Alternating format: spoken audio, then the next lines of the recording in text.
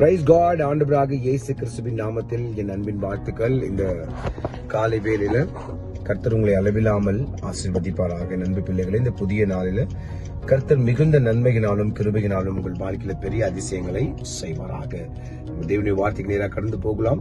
சங்கீதம் 3:5 சொல்லுகிறது, நான் கர்த்தரை நான் படுத்து நித்திரை செய்தேன், விழித்துக் கொண்டேன், கர்த்தர் என்னை தாங்குகிறார் என்று சொல்லி. என் அன்பு பிள்ளைகளை, இந்த காலவெளியில நீங்க அநேக ஆசீர்வாதங்களை குறித்து இல்ல அநேக பொருள்களை குறித்து இல்ல வேற ஏதாவது ஒரு காரியங்களை குறித்து நீங்க யோசிச்சு இருப்பீங்கன்னா, நீங்க ஆல்ரெடி ஒரு நல்ல ஆசீர்வாதத்தை பெற்றுக்கொண்டுதான் இன்னைக்கு எழுந்திருக்கிறீங்க என்று இந்த வேத வசனம் சொல்லுது. அவர் சொல்றாரு, நான் படுத்தேன், நித்திரை செய்தேன், அதாவது நான் உறங்கினேன், இதோ காலையில நான் எழுந்தேன், கர்த்தர் என்னை தாங்குகிறார் என்று சொல்லி.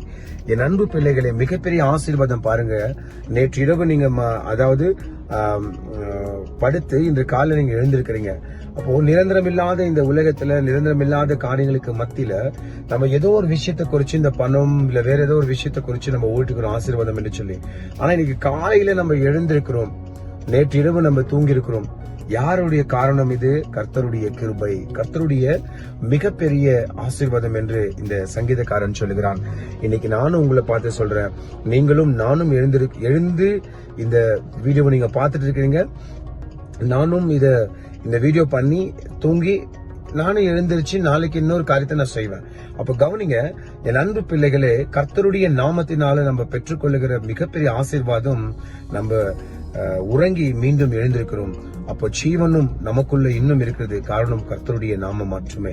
அப்ப இந்த புதிய நாள்ல உங்களை எழுந்திருக்க செய்த கர்த்தர் இந்த புதிய நாள்ல ஒரு பெரிய நன்மையை கூட செய்வாராக. கவலைப்படாதீங்க. இந்த முதல் ஆசீர்வாதத்தை பெற்றுக்கொண்ட நீங்க இந்த நாள் முழுவதும் ஆசீர்வாதமா இருப்பீங்க. பெரிய நன்மைகளை கர்த்தர் உங்கள் வாழ்க்கையில செய்வாராக. ஜெபிக்கலாமா?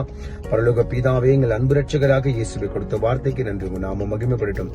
இயேசுவின் மூலம் ஜெபிக்கிறோம் பிதாவே, ஆமென். என் ஆத்துமாவே கர்த்தரை ஸ்தோத்திரி, என் முழுவலமே பரிசுத்த நாமத்தை ஸ்தோத்திரி. என் ஆத்துமாவே கர்த்தரை ஸ்தோத்திரி, கர்த்தர் செய்த சகல உபகாரங்களை வாழ்நாள் முழுவதும் மறவாமல் இருப்பாயாக. ஆமென். God bless you.